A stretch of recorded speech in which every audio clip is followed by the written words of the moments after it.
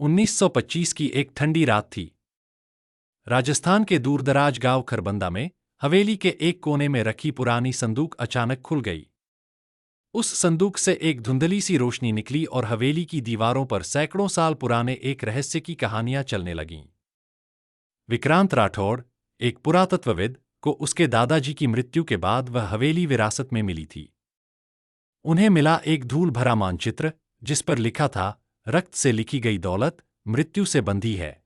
उसके नीचे एक प्रतीक था, 3 सांपों के बीच बंद एक तिजोरी। यह प्रतीक एक शापित खजाने का प्रतीक था, जिसकी कहानियां गांवों में दबी जुबान में कही जाती थीं। विक्रांत ने नक्शे का अध्ययन किया। उसमें 3 बिंदु थे, नागपहाड़, तामड़ाकुंड और ध्वस्त दुर्ग। उसके साथ जुड़ गए उसके दोस्त राहुल, इतिहासकार, मेघा, प्रोफेशनल ट्रेकर, और रघु, स्थानीय गाइड। उनका पहला पड़ाव था नागपहाड़, जहां कहा जाता था कि सांपों के राजा का श्राप आज भी जीवित है। जैसे ही वे वहां पहुंचे, उन्हें पुरानी गुफाएं मिलीं जिनके द्वार पर संस्कृत में लिखा था, जिसने भीतर प्रवेश किया उसका जीवन बाहर रह गया। रात को जब उन्होंने गुफा में प्रवेश किया तो जमीन पर उभरे सांपों के चित्र अचानक हिलने लगे। उनकी सांसें थम गईं। एक झरीली हवा चारों ओर फैल गई।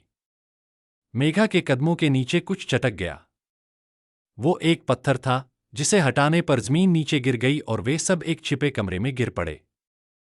वहां उन्हें मिले हजारों साल पुराने शव, जिनके माथे पर सांप की छवि गुदी थी।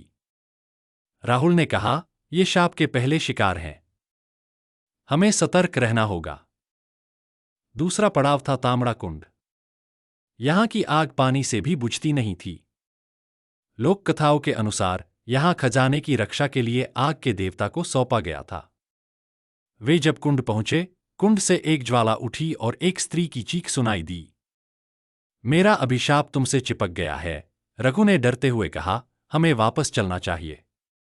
ये सब सिर्फ कहानियां नहीं हैं, लेकिन विक्रांत रुकने वाला नहीं था। तीसरा और अंतिम स्थान था ध्वस्त दुर्ग, एक उजड़ा किला जहां कोई जीवित नहीं रहता था। किंवदंती थी कि यहां की दीवारें रात में हंसती हैं और सुबह लोगों की हड्डियां मिलती हैं। वे जैसे ही दुर्ग में पहुंचे, जमीन हिलने लगी और एक पत्थर की दीवार फट गई। उसके पीछे एक रहस्यमय कमरा था जहां एक विशाल तिजोरी थी। लेकिन तिजोरी के पास लिखा था, खजाना मिलेगा, लेकिन वो भी तुम्हारी आत्मा के बदले। राहुल ने कहा, हमें वापस चलना चाहिए। ये खजाना नहीं, मृत्यु है।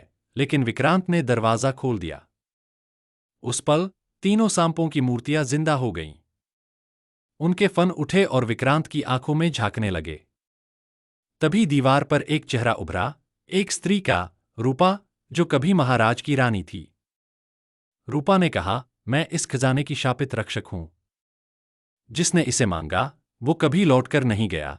तिजोरी खुली, उसमें अनगिनत सोने, हीरे और राजसी वस्तुएं थीं। लेकिन उसके साथ ही जमीन पर खून बहने लगा। रघु की गर्दन पर सांप ने डंक मारा और वह वहीं ढेर हो गया। विक्रांत चिल्लाया, मैंने कुछ नहीं किया। मैंने केवल इतिहास को जानना चाहा। रूपा ने कहा, तुम इतिहास को जगाना नहीं, छेड़ना चाहते थे। हर पीढ़ी से कोई एक आता है और हर बार मौत ही लौटती है। राहुल और मेघा किसी तरह विक्रांत को बाहर ले आए।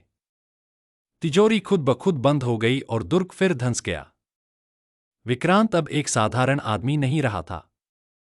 उसके शरीर पर सांप की आकृति उभर आई थी। अब वो खजाने का अगला रक्षक बन चुका था, रूपा की तरह। 100 साल बाद एक नया पुरातत्वविद, आरव शर्मा, उसी नक्शे के साथ उस हवेली में आता है। संदूक फिर से खुलती है और एक नई यात्रा शुरू होती है।